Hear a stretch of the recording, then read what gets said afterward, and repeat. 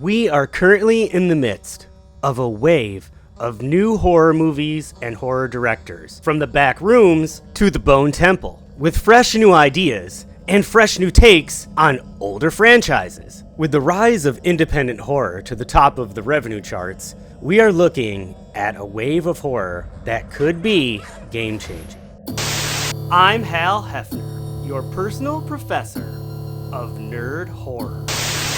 Horror doesn't move in a straight line. It moves in waves. Every 20 years or so, the genre reinvents itself, usually because a new generation of filmmakers shows up with different fears and different tools. So in order to really understand where we are now, we have to look at the original waves of horror that got us to this point. The first modern wave of horror began in the 1970s. Directors like Tobe Hooper, John Carpenter, and George Romero changed the genre permanently. Films like The Texas Chain Saw Massacre, Halloween, and Dawn of the Dead pushed horror away from gothic monsters and towards something more raw and modern. Then horror exploded in the 1980s with a new wave. Horror became mainstream pop culture. Franchises were born. Characters became icons. Films like A Nightmare on Elm Street, The Thing, and Hellraiser showed what the genre could do with imagination and practical effects. But by the early 1990s, that wave started to burn out. Sequels multiplied, risk disappeared, and studios chased formulas instead of originality. And the horror genre didn't really reinvent itself until the turn of the millennium, between 1999 and 2009, which saw the second horror renaissance, where horror experienced another creative explosion, because this era produced films like The Blair Witch Project, Saw, 28 Days Later, and Paranormal Activity.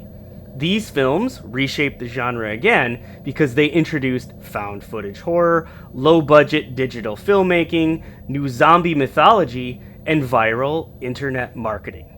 For about 10 years, horror felt dangerous again. I want to play a game. But after the second renaissance faded, the genre fell into another period of studio destruction and boredom and repetition. Again, studios began to rely heavily on remakes, sequels, shared universes, and formula-driven releases that were extremely predictable.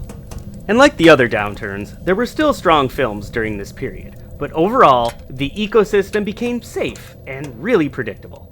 And that leads us to right here, right now. The new horror renaissance began in 2018 with a new wave of horror that included directors like John Krasinski of The Office creating A Quiet Place, which was a whole new kind of audio horror. 2018 was a landmark year for horror, with other films such as Mandy, directed by Panos Cosmatos, which contained one crazy breakout performance by Nicolas Cage. Then you have Hereditary, Annihilation, The Nun, The Ritual, and a whole bunch more brand new films, brand new voices that are hitting the scene in 2018, right before we went into COVID, which changed everything in 2019. And horror has exploded since. And over the past few years, horror has started to change again. New filmmakers, new studios, and even internet creators are shaping the genre. This modern renaissance is powered by 4 different forces happening at the same time. And number 1 is the return of the auteur horror director. Because directors with distinct voices are making a difference once again, becoming the center of the genre. Zach Cregger shocked audiences with Barbarian and followed it up with Weapons. Cregger's horror is lauded for its intense originality, unpredictable plot twists, and masterful blend of visceral terror with dark humor.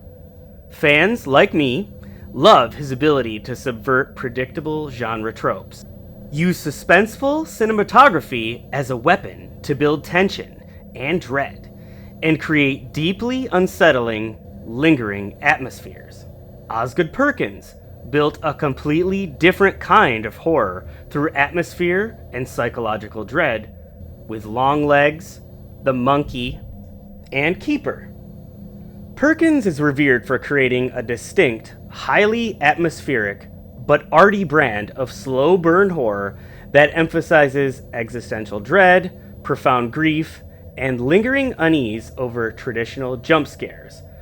There's definitely an Alfred Hitchcockian influence in Perkins' style of horror, which is ironic since his father was Anthony Perkins, the star of Hitchcock's film Psycho. But his directorial style, seen in The Blackcoat's Daughter and Longlegs, creates a caretaker of dread reputation because it blends this personal, grief-driven themes with quiet, artful, and unsettling visuals in a way that nobody else is doing right now. Thanks to Neon and A24, these auteur directors have a place for their voice, and these studios will be leading the way for a long time. Which now takes us to number 2, the studios that still get it. So some studios and filmmakers have managed to keep the genre evolving instead of flattening it. A big part of that is allowing filmmakers to build long-form horror worlds, not just single films. One director in particular who's gone through the studio system is Mike Flanagan. Flanagan has become one of the most important modern horror storytellers through his Netflix series. The Haunting of Hill House, Midnight Mass, The Fall of the House of Usher show that horror can work incredibly well as serialized storytelling. Flanagan's work proves something important about the modern Renaissance. Horror doesn't have to live only in theaters anymore. Streaming has created a space for long-form psychological horror that older studio systems rarely allowed, and TV shows weren't allowed to really get into. Then we look at Andy Muschietti. Andy Muschietti helped reignite interest in Stephen King adaptations with It in the theaters. But now he's expanding that universe with Welcome to Derry, a series exploring the mythology surrounding Pennywise and the town of Derry itself. This reflects another trend in the modern horror renaissance: deep lore horror. Audiences don't want just monsters anymore. They want the mythologies that the monsters come from. They want to feel them grounded in time, in space, or in some kind of other world that they don't recognize and scares them completely. And that's what Muschietti specializes in. And now we turn our eyes to Blumhouse. And Jason Blum has done some really great things for horror. But he's also done some really crappy things. There's a lot of misfires like Megan 2 and The Wolfman. However, it appears Blumhouse has found a couple of really talented directors who are worth your support. And one of them is Lee Cronin, because Cronin's approach focuses less on franchise legacy and more on modern fears, which is exactly what audiences respond to. Then we look at Scott Derrickson. He's also generated a new direction for horror that shows old tropes done right still work with retro-inspired horror themes. The Black Phone, based on the short story by Joe Hill, is a prime example, using telekinesis, ESP, and the supernatural in a new way to turn Ethan Hawke into an epic monster in life and in death known as the Grabber. And then outside of Blumhouse, we look to Danny Boyle. In Danny Boyle's return to the 28 Days Later universe with 28 Years Later and The Bone Temple, is loved by fans and critics alike for its ability to evolve the rage subgenre, blend visceral, grounded horror with profound emotional storytelling, and reuniting with screenwriter Alex Garland. Together, Boyle and Garland totally circumvent modern sequel tropes and turned it on its head. And 2026's The Bone Temple is by far one of the most unique horror films I've ever seen. Additionally, that is all due to Nia DaCosta, the director's intense, focused direction, combining that visceral horror with deep thematic exploration of identity. And fans like me even wonder if it maybe surpassed its predecessor. Because this film features a unique villain in a bleak, atmospheric, and gory story that is not the zombie, that is not anything that you would think it would be. with stellar performances from Ralph Fiennes, Alfie Williams, and Jack O'Connell as Jimmy, and a perfect balance of dark humor and genuine terror, and a reinvention of the virus, let me mention that again. But DaCosta not only knocked it out of the park with The Bone Temple, she's also done some pretty amazing things. And one of them is Candyman, where she proved she could step into a legacy franchise and give it a new voice.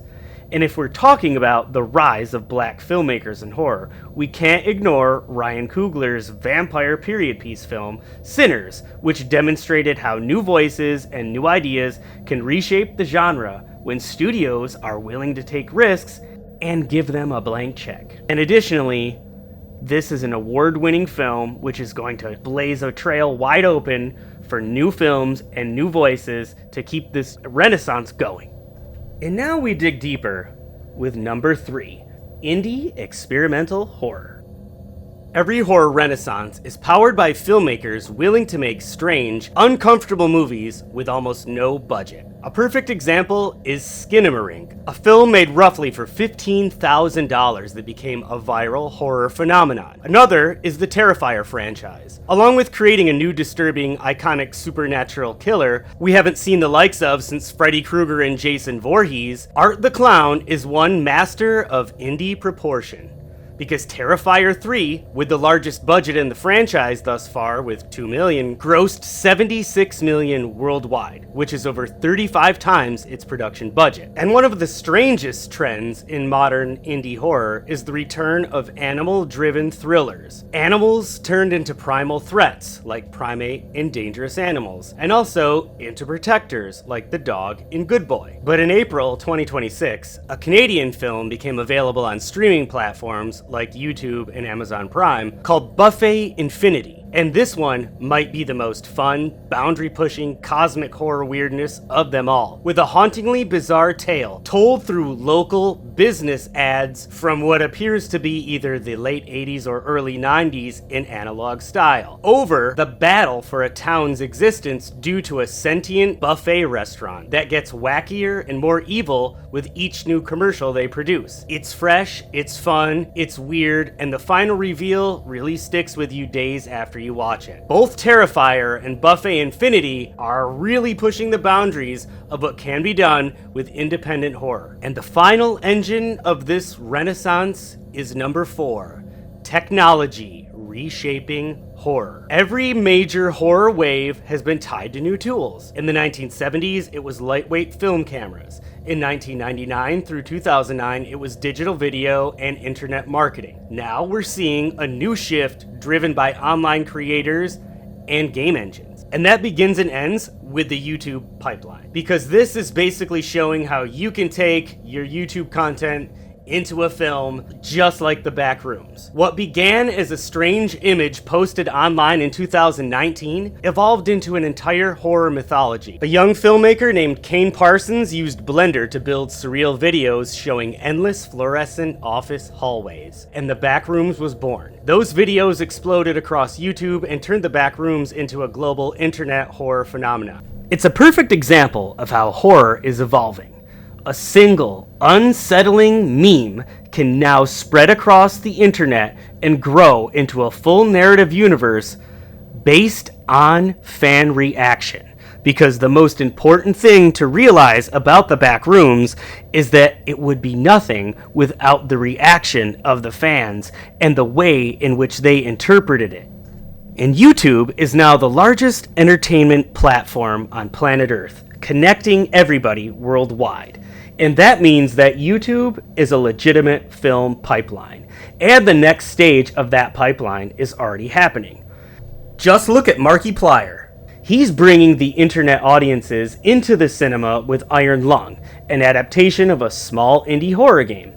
Fans are loving Iron Lung due to its intense claustrophobic atmosphere, masterful sound design, and faithful adaptation to the source material.